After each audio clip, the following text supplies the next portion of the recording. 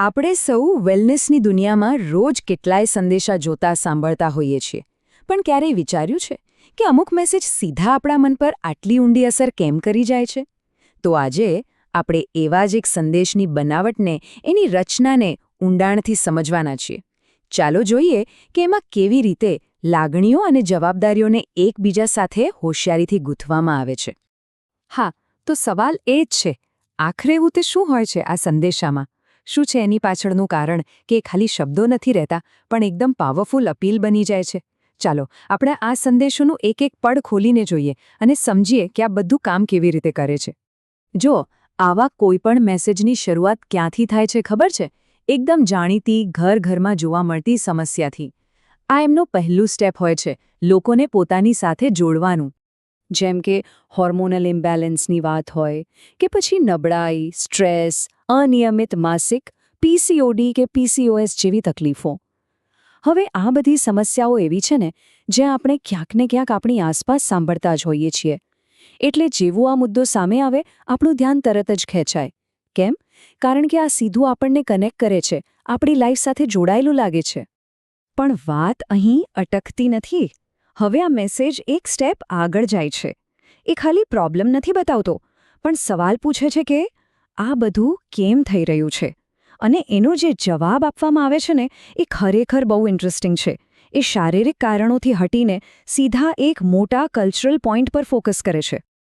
અને અહીંયા આવે છે આખા મેસેજનો ટર્નિંગ પોઈન્ટ. હવે વાત બીમારીની નથી, પણ એક એવી ભાવનાત્મક હકીકતની છે જે કદાચ આપણે બધાએ જોઈ હશે, કે સ્ત્રીઓ ઘર પરિવારની દેખભાળમાં એટલી ખોવાઈ જાય છે કે પોતાનું ધ્યાન રાખવાનું જ ભૂલી જાય છે. આ જે બલિદાનની વાત છે ને, એ આખા મેસેજને એક જબરદસ્ત ઇમોશનલ પાવર આપે છે. તો પહેલાં સમસ્યા બતાવી, પછી એનું કારણ, અને હવે વારો છે સીધો આપણી લાગણીઓ પર વાર કરવાનો. આ એવો પોઈન્ટ છે જ્યાં લોજિક સાઈડમાં રહી જાય છે અને ઇમોશન્સ એટલે કે લાગણીઓ આખો ખેલ પોતાના હાથમાં લઈ લે છે. શરૂઆત થાય છે આ એક વાક્યથી. જુઓ કેવી રીતે પ્રેમ અને કાળજી આ બે શબ્દોને સીધા જોડી દીધા છે. આ એક રીતે ઇમોશનલ પાયો નાખવા જેવું છે, જેના પર હવે આખી વાતની ઇમારત ચણવામાં આવશે.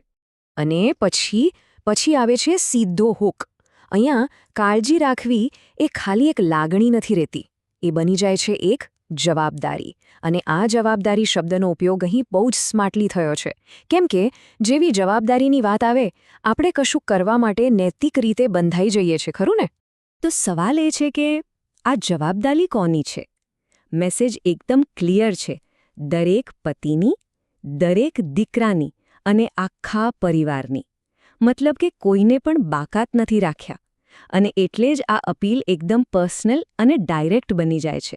ઓકે, તો પહેલા પ્રોબ્લેમ, પછી ઇમોશનલ કનેક્શન, પછી જવાબદારીનો અહેસાસ, આ બધું સેટ કર્યા પછી ફાઇનલી આ મેસેજ આપણને એક સોલ્યુશન, એક ઉકેલ તરફ લઈ જાય છે. હવે જોવાનું એ છે કે આ જવાબદારી પૂરી કરવાનો રસ્તો શું બતાવવામાં આવે છે. અને અહીં આવે છે આખી વાતનો ક્લાઇમેક્સ. આ બધી જ ઇમોશનલ અપીલ, જવાબદારીની બધી જ વાતો, આ બધું જ આવીને જોડાય છે એક ચોક્કસ ઉત્પાદન સાથે. એટલે એ પ્રોડક્ટ હવે ખાલી એક વસ્તુ નથી. એને એવી રીતે રજૂ કરવામાં આવે છે જાણે કે એ શરૂઆતમાં બતાવેલી બધી જ સમસ્યાઓનો એકમાત્ર ઉપાય હોય. તો આ આખી વાતનું વિશ્લેષણ કર્યા પછી આપણે એક મોટા સવાલ પર આવીને ઊભા રહીએ છીએ કે જ્યારે પ્રેમ અને કાળજી જેવી શુદ્ધ લાગણીઓને કોમર્સ એટલે કે વ્યાપાર સાથે આટલી સ્માર્ટ રીતે જોડી દેવામાં આવે, ત્યારે આપણે એને કઈ નજરે જોવું જોઈએ? આનો જવાબ કદાચ કોઈ એક નથી. આપણે દરેકે પોતપોતાની રીતે વિચારવાનો છે. પણ હા, આના પર વિચારવું ખૂબ જરૂરી છે.